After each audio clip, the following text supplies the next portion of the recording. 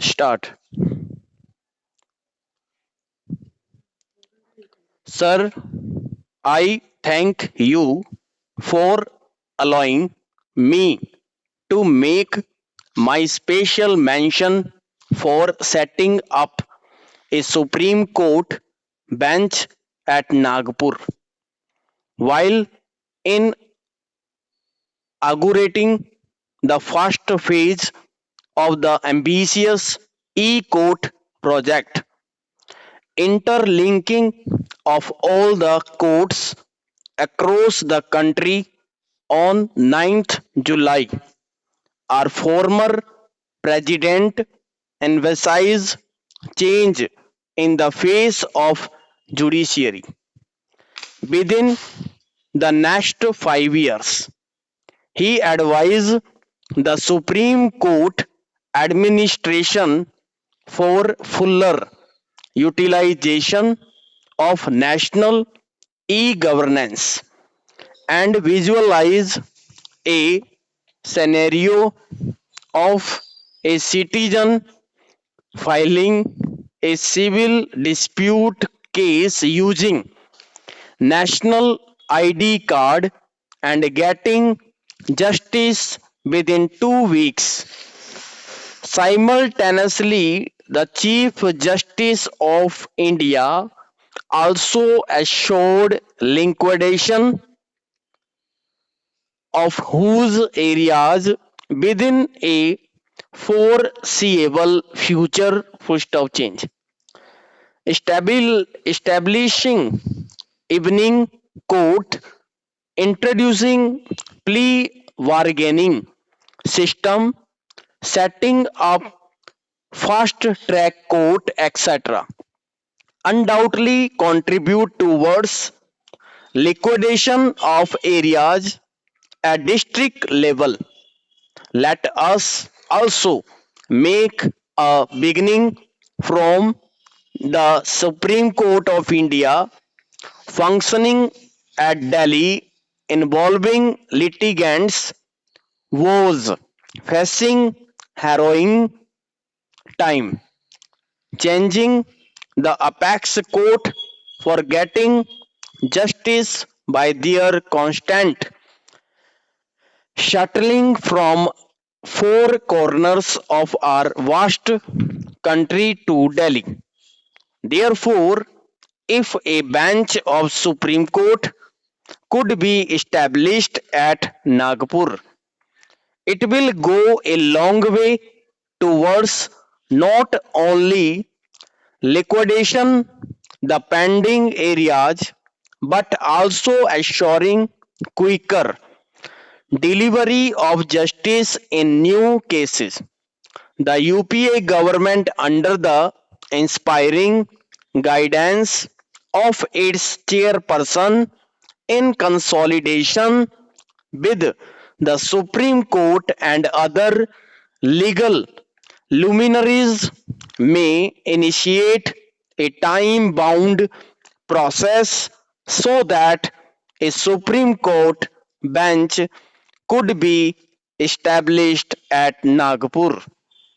A recent UN report and the Government of India have already identified this city as a future metropolis. Besides its central location, its growing civic, communication, aviation, and power infrastructure would admirably fit in for setting up a bench of the Supreme Court of India at Nagpur. Sir, when I went through certain provisions and clauses of the bill, one thing for which I wish to congratulate the drafters of the bill is that the earning capacity has been made a criterion because a person may have a property but he or she may not have an income from that property. This provision is there in the Insolvency Act also. An insolvent is considered to be a person depending on how much acre he possesses and what is the income he derives from the property.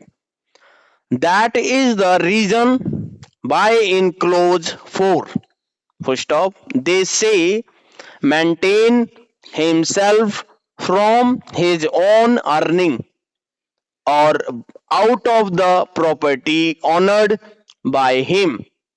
Therefore, the bill recognizes even if the property is there but there is no income, then he is bound to be maintained. So that is one of the best drafting of the clauses.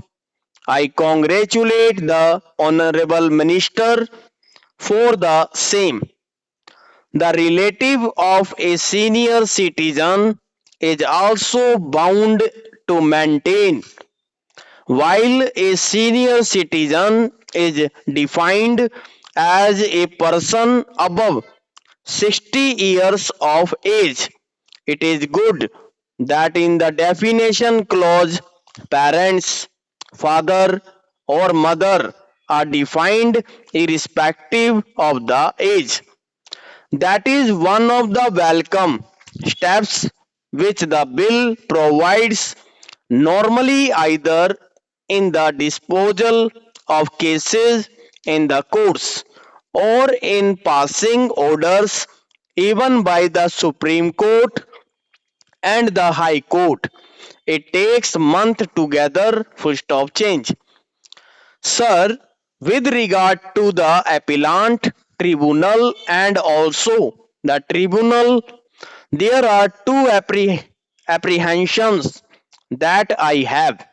One is with regard to the power conferred on the subdivisional magistrate at the lower level, and the other is with regard to the power of appeal conferred on the officer not less than the rank of a district magistrate, namely collector.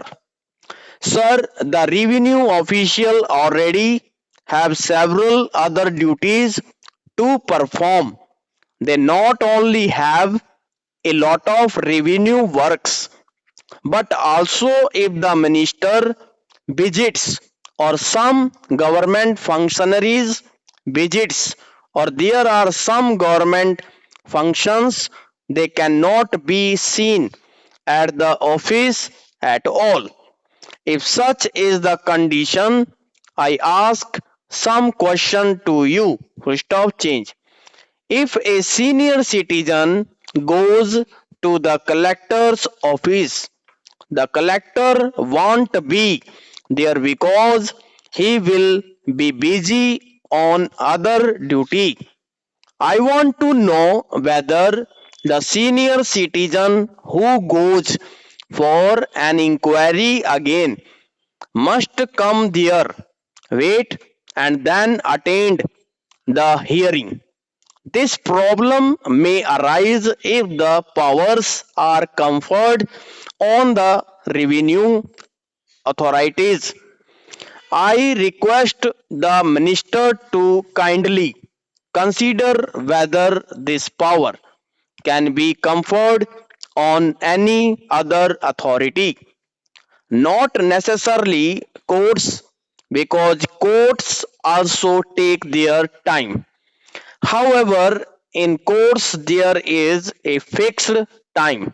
The court sit at 10:30 and if the hearing is fixed with an outer limit, definitely a person can go to the court at a particular time. They can notify somebody They can also wait there and then. This case can be disposed of provided an outer limit is prescribed. Full stop.